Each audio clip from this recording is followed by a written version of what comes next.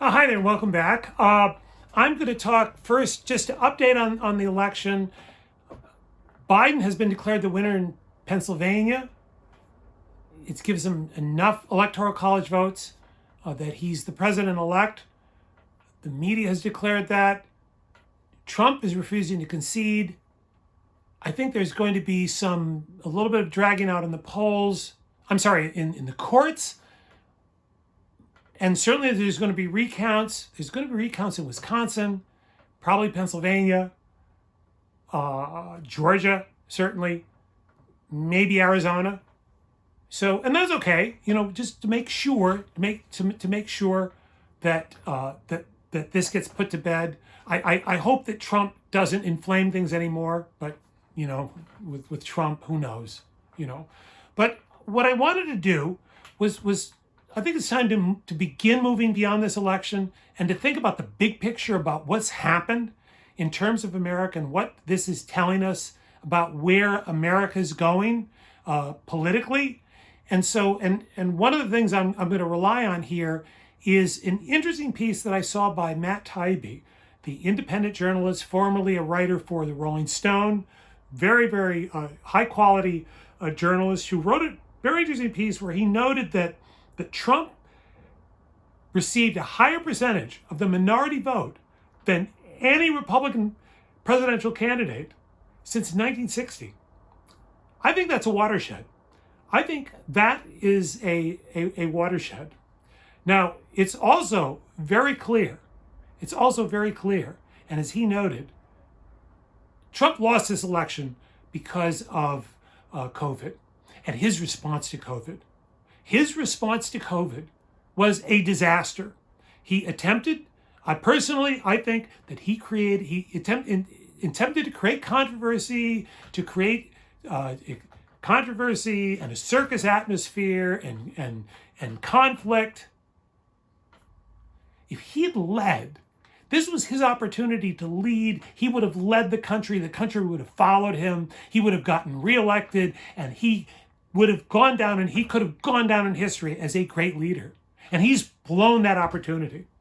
That is, don't kid yourself. He blew this opportunity, And so I hope that his supporters go to him and say, you blew this for us. No, don't tell us that we got cheated. No, you point the finger where it belongs. You blew it. That's what his supporters need to do in order to that's going to be the best thing, is to put the blame where it belongs. Now, Taibbi also noted a very interesting thing, that for people who listed the economy as their number one concern, Trump received 80% of the vote. 80%. That's astonishing.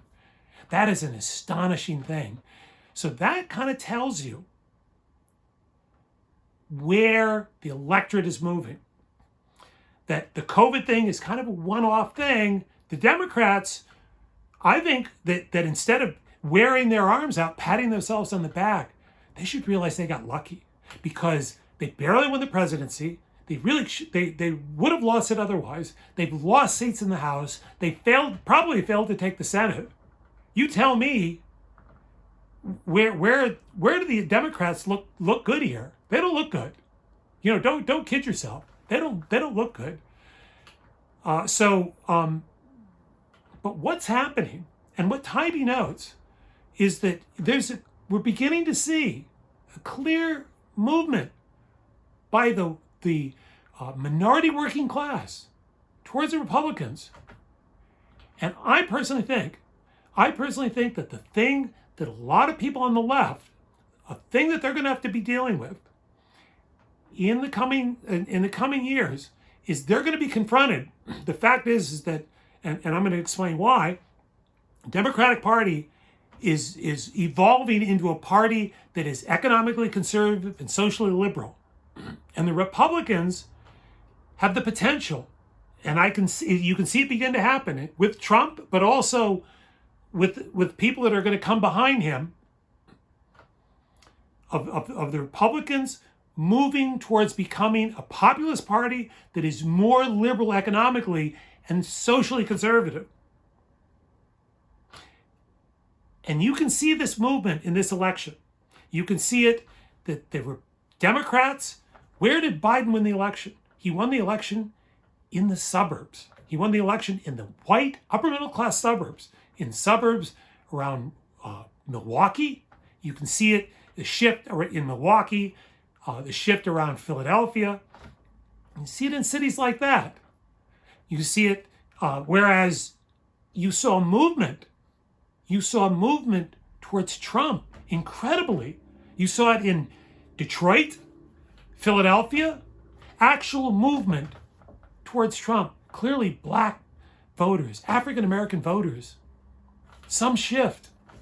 And it's a few points, but it's a big move. That's a movement. And clearly Hispanic voters. And more rural.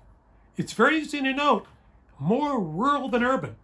At least it would appear. So I'll want to dive into the numbers and confirm that. But that's what it looks like.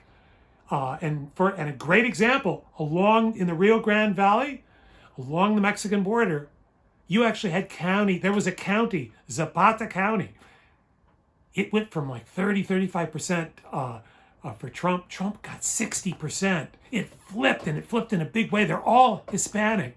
They're all people of 100% Mexican descent, almost 100%. This is major. Those are some major shifts, So that can't be taken lightly. So that's that is something that I'm going to be talking about in videos to come, and I think this is going to be a theme that going up towards 2022.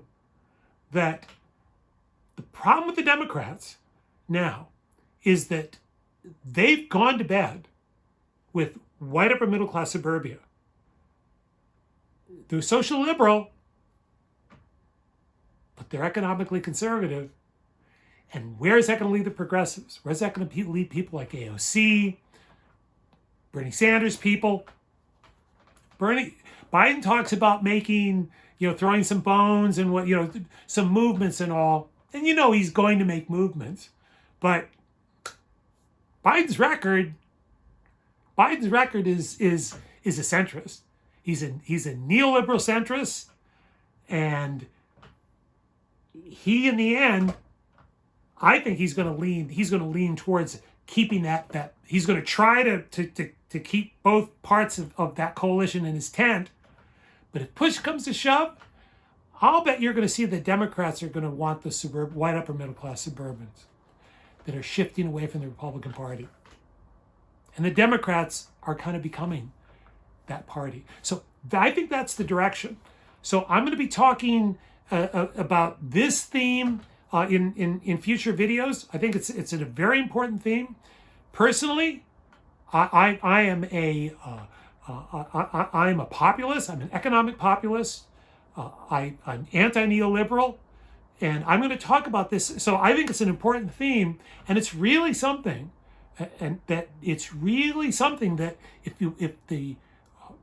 the people that are going to represent the working class, and we're talking about here about income equality, that when you're talking about income equality, you have to do things for the working class.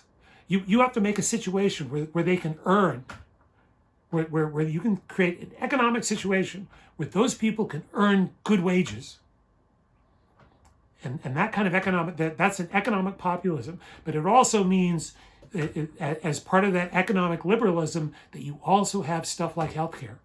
So, it's going to be very interesting in terms of how the political situation in the United States, because, these are the kind of shifts that come once every 50, 60 years. The last time you saw it was with the 1964 election. I'll probably talk about that sometime, why 1964 was a watershed.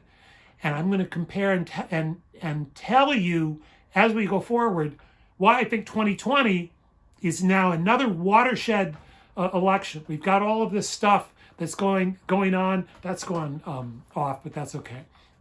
That shows my forecast. I think it's going to come in real close, and I'll also talk about that. So I'll leave it with that right now. So thanks for watching. Please hit the like button, leave a comment, and subscribe if you haven't done so, because I'm going to have more videos along in this vein. So thanks for watching, and we'll see you soon. Bye.